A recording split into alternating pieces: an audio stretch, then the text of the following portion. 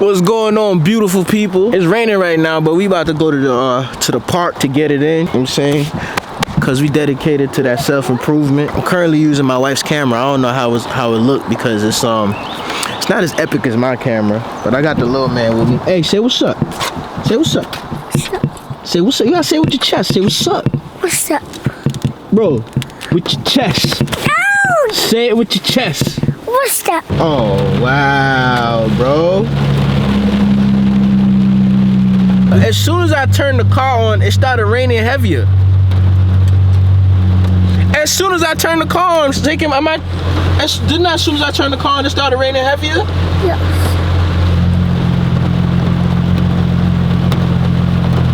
Alright, bro, we gonna have to take our talents in the house. Damn, we gonna have to take our talents in the house. No. What you mean, no? We're not going out. Yes, we are, bro. This ain't Stomp the Yard. We gotta go in the house. No, we're not. We want to go to the park. Hey, you know you gonna have to like ride around over there, cause I'm about to work out right here. Okay, fine. All right, fine. Bye. Make sure you stay where I can see you, okay? Alright, so my original plan was to go out in the middle of the basketball court and do what you see me doing here, which is jumping rope. Alright, so the cat's out the bag. The easiest way to ease yourself into working out, especially when you haven't been that active, is to start jumping rope. Because one, jumping rope is free, and two, it's easy. But besides that, like, that shit really benefit you. Like me, I have like a little boxing history, and the one thing I could tell you is jumping rope is gonna help your balance, is gonna help your stamina. And if you start jumping rope right now, let's say you know, hopefully we not all gonna be out here getting into bullshit, right, with nobody on these streets. But if you have the ability to jump rope, you would be able to defend yourself better than a normal person walking around who've never picked up a jump rope in their life. And this is a fact. This is a fact. Your footwork is gonna be better, and it is gonna help you. You know, let's say you want to knock something out. Now, this might. I don't want the conversation to go left, but let's say you want to knock something out, man. Like, you'll be able to channel that power better. Okay, but the easiest way to ease yourself into jumping, into working out and getting in shape is jumping rope. You can do, and the way I do it is I do sets of 100. Okay, so sets of 100. The first 2 weeks, I'm going to 1,000, but I'm doing it by sets of 100. So I'll count from 1 to 100, and I'll stop. I'll take like a minute break, a 30-second break, and then I'll go right back doing it again. You know what I'm saying? Then I'll get to 200. I'll take a 30-second break or a minute break. It depends how you feeling. Then I'll do it again until I get to 1,000. Now, what will happen is by your second week, if you do that every day, by your second week, your body is gonna be so loose that any type of workout that you come with is gonna be simple. Okay, any type of workout that you come with is gonna be simple. Now, another thing that I do after I jump rope is squats. Now, this is at the beginning. So you want your legs. I don't know about everybody else, but I know for me that my legs is usually like my main problem. Like your legs is what take you out the house. Okay, you walk out the house. Your legs is what's gonna walk you to your car, and hey, I'm gonna walk to the gym and do all that stuff. So I try to loosen my legs up. So I try to do jump rope and I try to do squats. And with the squats, I only do 100 squats. And this is just at the beginning. So I'll do them by 10 or I'll do them by 20. Okay, now it's just again, it depends on you. You can do them by 10 or you can do them by 20. But I like to do them by really right here. I actually did them by 20. I did 20, and then at the ending, I did about 30. So I did 20, 30, 20, 30, and then that was it for the day. But yeah, jumping rope and doing squats is definitely gonna get you the way you want to be. I promise you. Jumping ropes and doing squats is definitely gonna get you the way you want to be. The only thing you got to worry about then is being disciplined about what you eat. So you can't, don't think you're gonna jump rope and then go eat Wendy's or go eat Chick-fil-A. Nah, it's not gonna work like that. Like you gotta eat healthy, right? You gotta portion what you eat. So right now, what I'm doing is I'm actually intermittent fasting. So I intermittent fast and I jump rope. And the way I used to do it before, man, when I this how I figured out jumping rope really help you out. When me and my girl, well, my wife now, but when we had broke up in college, and I was just so like, oh, my girl don't want me. Well, fine, I'm about to get in shape and fuck all these bitches like that. That's where my mindset was at. So what I did, I used to jump rope in the morning before I went to work. I used to work at the mall, and sometimes we'd have to be there for 9 o'clock. So I'll wake up about 7. I'll jump rope, go to work, then I get off around 8, 9 o'clock again. So sometimes we work 10, sometimes we work 12 hours. When I got off, I jump rope again right before I go to bed. And that was my workout for about 3 months.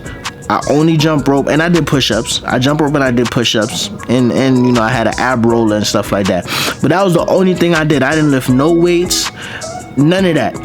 I jump rope, I used the ab roller, the ab wheel, and then I did push-ups. And bro, the type of shape I was in, at that point, I nicknamed myself the bedroom bully, because my stamina was so crazy. I was just out here going crazy, man. But yeah, I could just tell y'all a quick story. So yesterday I started doing Uber. Yesterday was my first day doing Uber. It was an interesting experience. Some of the people was very nice. Some of the people didn't feel like talking, which is cool because I don't feel like talking to nobody neither. But I had 2 rides that stuck out to me, dog. First off, my boy Greg was the one that put me on the Uber. So he told me that in certain neighborhoods you just turn the app off. Hold on, let me put my seatbelt on.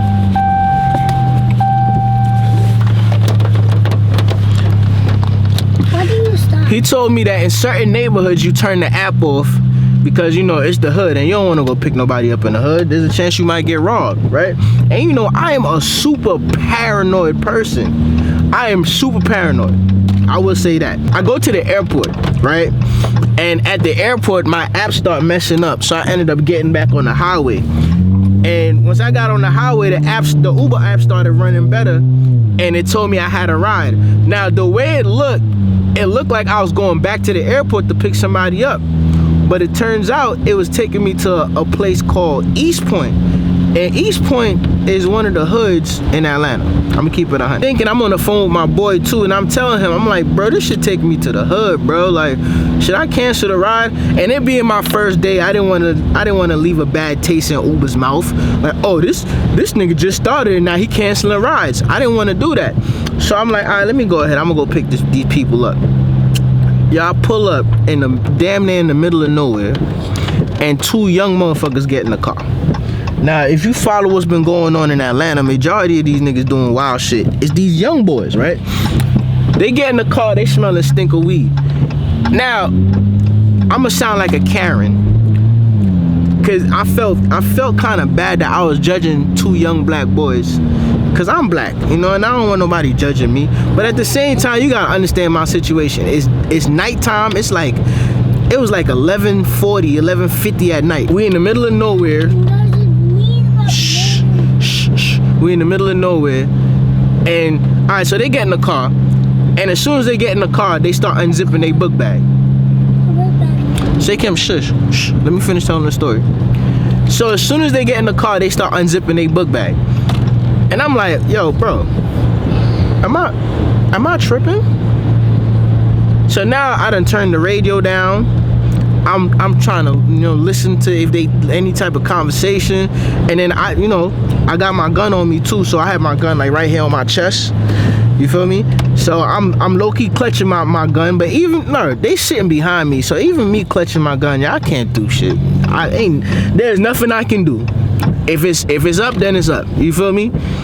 So, alright, we riding and shit like that. We get to where the destination was supposed to be. The ride ends, bro, in the middle of nowhere, son. Like, the ride was like, the shit took me in the middle of nowhere. So now, my fucking spidey senses is tingling. I'm like, I stopped the car. I'm like, yo, bro, is it a house or an apartment? Cause this shit just put me in the middle of nowhere. So I'm looking at him. I made a U-turn. I'm like, all right, if it's finna go up, then shit. Shh. The story getting interesting and you messing. Shh. Just listen to the story. Listen to what your daddy had to go through last night. You listening? You listening? Last night. All right. Shh. Okay. Shh. All right. So I made a U-turn and I head to a gas station. Like I look for the most lit place where it might be some people outside, which that shit don't even matter because they be robbing niggas like in the mall in front of mad people, so it wouldn't even matter. But for my comfort, I pull up to the gas station. So I turn around, I'm like, yo, bro, where we going at? Like the dude was like, yo, I don't know the house, I just got the address. I'm like, all right. So I get to pull off again. Then I'm like, yo, hold on, bro. I ain't finna drive myself into some bullshit. So I just stopped the car. I'm like, yo, I ain't gonna lie, my nigga. Y'all moving mad shaky, bro. Like, where this shit at? Cause this shit just dropped me in the middle of nowhere. And what made it worse is that like where the joint where we was at, that gas station was probably one of the only gas stations. It was like trucks and just woods. It was a truck stop or a truck parking lot and just nothing but woods. So I'm like, bro, this shit look crazy back here. So I got the dude phone and I'm looking at what he got on his GPS and then what I got on my shit. I'm like, all right, bro. All right, hold on. Let me order this joint right quick. You want a bagel, Saycam? All right. So anyway, we at the gas station and I'm like, yo, bro, y'all niggas move mad shaky. You know what I'm saying? Like, the address y'all gave me, it just dropped me off in the middle of nowhere. So, like, what's up? You know what I'm saying? I'm scared, nigga. I'm not gonna lie. I was scared. Cause like, you know, right before I started doing Uber and stuff, Greg was telling me certain stories or whatever. But I was doing my YouTube research and I was seeing that niggas was getting robbed. Like, niggas was fooled. So I'm like, damn, bro, on my first day? Hell nah. So anyway, I checked his phone, I checked the Uber app, and then I started going on my way. Bro, this shit looked like nothing but, it was nothing but woods, right? And then it was a truck parking lot. Like, that was it. It was a truck parking lot, it was nothing but woods, it was no street lights, it was just dark. And then the road, like how this road look right here, you see how this road, it got some lines and shit? It was none of that, bro. It just looked like them niggas was taking me. I was driving to my death, nigga. Like that's how I felt. So finally, we just riding for like 2 minutes, 3 minutes or whatever, just dark, trees and nothing else. And then like we get to a point where it was a cul-de-sac and you just started seeing like mad nice ass houses. And I'm like, oh man, I feel bad. Cause like you know what I'm saying? I really prejudged these young niggas and damn, I feel bad. Like I truly feel bad. I called my boy Greg. As soon as the ride was over, I called Greg and you know, he been doing Uber for about 8 years now. And I explained the situation to him and he's like, oh nah, I'd have canceled that ride from jump. And he was like, that whole situation just seemed sketchy. He said, yo, from where you picked them up to where you dropped them off to how you got there, that shit just seemed sketchy. And he was like, he'd have dropped the ride, he wouldn't even pick them up. And I was like, yeah, I learned my lesson. From this day forward, like I plan on doing Uber tonight. I'm just not gonna I'm gonna just turn the app off. Like once I get to cause I know where the hoods are out here. So once I get to any part that's close to the hood, I'm just turn the app off, son. I'm not going for that. Yeah. I am definitely not going for that. And in the other story, pretty much, bro, you know, black men don't cheat, but like some white girl, some white lady like throwing the pussy at me. That was my last ride. My last ride of the night, it was like 2 in the morning. She tried to give me a back massage. It was a lot going on. I don't even want to get too in depth with that, but yeah, Uber is interesting. So the rain stopped. You know, the rain stopped. So what I'm gonna do is I'm gonna pop me a gummy. Feel me? I'm gonna pop me a gummy. Me too. No, you can't eat this. And I'm gonna get right. So let me. I don't really do pre-workouts or nothing like that. Well, I do have some coffee. Well, that's his bagel. Why are you drinking my coffee? Anyway, I got some coffee. Because I was sick. But I like to. I'm gonna be real. I like to get high before I work out. And this is not. This is Delta 9. And so what I'm gonna do is take half a gummy. You know what I'm saying? Probably wait like 15 minutes. It's gonna kick in. And that's gonna be my pre-workout. Yummy. That's gonna be my pre-workout, bro. I'm gonna leave a link in the description so you can go to my online dispensary and you can buy some of this. Cause this shit are really like, this shit help me. You feel me? I ignore pain. You feel me? You don't feel pain, you gonna do the extra set. Yo, you drank all my coffee? No. Oh my Jesus Christ.